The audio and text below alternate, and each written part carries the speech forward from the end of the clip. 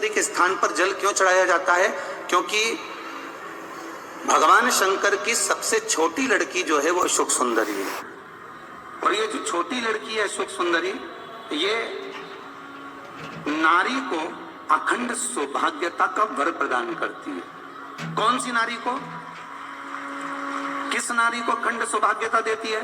तो महाराज शास्त्र कहता है जिस नारी के भाग्य में लिखा होता है कि इसको वैधव्य होना है, इसके पति को समाप्त होना है, अगर वो नारी अशोक सुंदरी वाली जगह पर जल चढ़ा देती है तो पति पर अगर काल भी मंडरा रहा होता है तो मां अशोक सुंदरी महाकाल से कहकर काल को टाल देती है। वो अशोक सुंदरी का तो कहता है सौभाग्यवती नारी जितना भजन पूजन करती है, सौभाग्यवती नारी जितना भगवत नाम स्मरण करती है, भगवत पूजन करती है, व्रत करती है, साधना करती है, तप करती है, पूजन करती है, पाठ करती है, आराधना करती है, अर्चना करती है,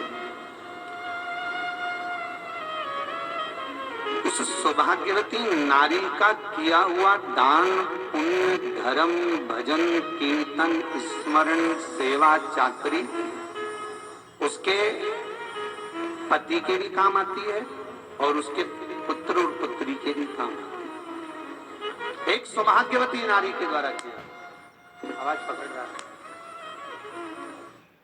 एक सौभाग्यवती नारी के द्वारा किया गया भजन, पूजन, स्मरण, संकीर्तन, नाम जाप, नाम कीर्तन उसके पति के भी काम। देखिए कितना सुंदर शिव महापुराण में चरित्र आया है वृंदा देवी का कि वृंदा जितना नाम जाप करती है, वृंदा जितना नाम भजन करती है, वृंदा जितना नाम स्मरण करती है, उसके पति को उसका लाभ है।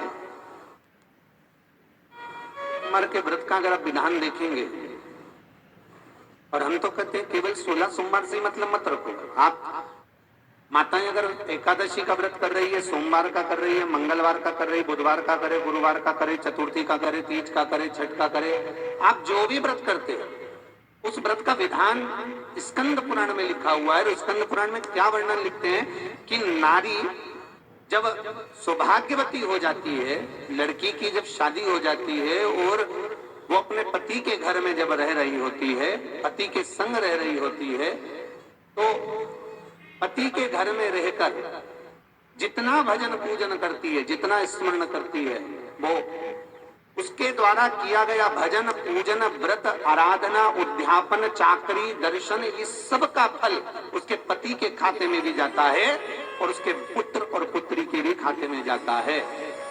पर उसमें एक बात का विशेष ध्यान रखना, स्कंद पुराण कहती है कि आप व्रत को उठाएं। आपने व्रत उठाया, कहाँ उठाया? पति के घर से उठाया, ठीक है।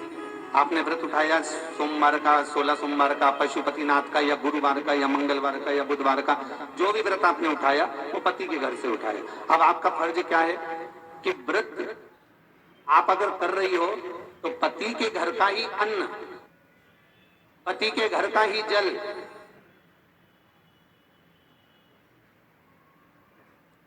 पति के घर का ही सुख आनंद महाराज हमको प्राप्त हो। अगर व्रत करने के दिन मालूम पड़े आपके कोई तीज का व्रत, छठ का व्रत, चतुर्थी का कोई विशेष खास जो व्रत होता है, सोमला सोमवार का व्रत, पशुपति व्रत, और आप अपने मायके चली गए और मायके का अन्न जल आपने ग्रहण किया, मायके का प्रसाद ले जाकर, मायके की थाली ले जाकर, मायके का पूजन का सामान ले जाकर आपने भगवान की आराधना करी, तो स्कंद पुराण कहती है वो स्वीकृत नहीं होता, क्योंकि विवाह होने के बाद गोत्र बदल जाता है। उस गोत्र का अन्न चाहिए, उस गोत्र का भाग चाहिए।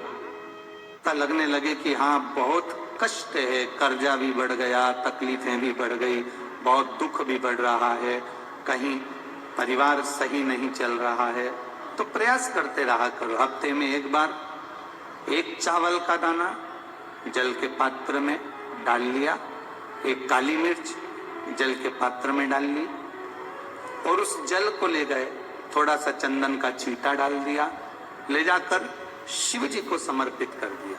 शंकर को जल चढ़ाने के लिए 5 स्थान हैं जहां शिव को जल चढ़ाया जाता है और शंकर उस जल को स्वीकार करते हैं, जिसको पंचगंगा कहा गया। 5 स्थान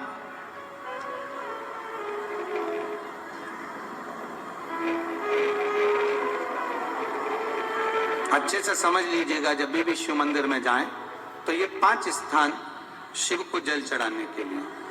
ये रखा है शिवलिंग, गोल जलाधारी, ये चरण जहां से पानी नीचे की ओर जाता है। शंकर भगवान के 13 बच्चे हैं, 13 के 13 बच्चे, शिव जी का संपूर्ण परिवार, 33 कोटि देवता, 64 योगिनियां, सब शिवलिंग के आसपास में। आप शंकर जी के मंदिर में जाकर ये कभी ना विचार करना कि पार्वती जी को ढूंढना पड़ेगा या गणेश जी को ढूंढना पड़ेगा या कार्तिकेय जी को ढूंढना पड़ेगा या भैरव को ढूंढना पड़ेगा। हमें शंकर के मंदिर में जाकर किसी देवता को ढूंढने की जरूरत नहीं है। जहां शंकर भगवान का शिवलिंग रखा हुआ है वो माता जी का हस्तकमल है, माता पार्वती जी का स्थान है। जहां शिवलिंग रखा है वो शंकर भगवान है। जहां जलाधारी है उस जलाधारी के पास में जहां पानी बहता है बीच में अशोक सुंदरी का स्थान है। जहां से पानी बह रहा है उसका राइट भाग, वहां गणेश जी का स्थान है, लेफ्ट भाग कार्तिकेय जी का स्थान है। शंकर भगवान के ऊपर जो जल गिर रहा है वो शंकर भगवान की 5 लड़कियां, जया, विषहरा, शामलीबारी, दौतली, देव, ये शंकर जी की 5 बेटियां ऊपर हैं। जहां से पानी बहकर उस निकासी से, जहां नाली बनी रहती है, पानी जहां से निकलकर बाहर मंदिर के जा रहा है वो 33 कोटि देवताओं का स्थान है। इसलिए सारे मंदिरों की परिक्रमा हो सकती है पर शंकर जी के मंदिर की परिक्रमा नहीं करते, क्योंकि वो जल जो जा रहा है वो 33 कोटि देवताओं का स्थान है, उसको हम लांग नहीं सकते। वो स्थान जल चढ़ाते समय आप इसका स्मरण रखें। पानी का जब पात्र लेकर जाते हैं मंदिर के अंदर, सबसे पहले शिव जी का जो जलाधारी है उसमें राइट भाग पर अपनी मनोकामना कर कर जल चढ़ाएं, फिर लेफ्ट भाग में चढ़ाएं रोग मुक्ति के लिए, अशोक सुंदरी की जगह पर चढ़ाएं, ये 3रा स्थान। 4था स्थान माता पार्वती जी का जो कटी भाग है जहां पर शिवलिंग रखा हुआ है उस भाग पर जल चढ़ाएं, 4था भाग। 5वां भाग शंकर जी के ऊपर चढ़ाएं। ये 5 जगह पर जल क्रम वाइज चढ़ाएं। आप लोग जाते हो डायरेक्ट जाकर शंकर जी पे जल उंडेल कर आ जाते हो, सीधे गए और शिव जी पे जाकर आपने जल चढ़ा दिया। हमारे यहाँ शास्त्र कहता है जैसे अपन देवताओं की पूजन करते हैं तो पंडित जी सबसे पहले पूजन किसकी कराते हैं? जम के बोलो जरा, गणेश जी की। गणेश जी के बाद पूजन कराते कराते कराते कराते कराते कराते आगे के सारे देवता कराते कराते कराते कराते फिर मूल पूजन पर पहुंचते हैं। आप डायरेक्ट मूल पूजन पे पहुंच जाते हो। और सरल भाषा में समझ लो, जितनी सरल भाषा में समझोगे ना उतना अपने जीवन में उतर जाएगा। इस छत के ऊपर आपको चढ़ना है, निशानी रखी है,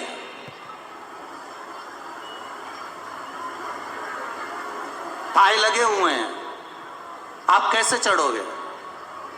एक एक पाए पर पांव रखकर चढ़ोगे कि डायरेक्ट पहला पे रखोगे आखिरी पर? जम के बोलिए जरा, एक एक पाए पर पांव रखोगे ना कि धीरे धीरे हमको चढ़ना है। उसी तरह शिव मंदिर में पहुंचने के बाद पहला गणेश स्थान, कार्तिकेय स्थान, अशोक सुंदरी का स्थान।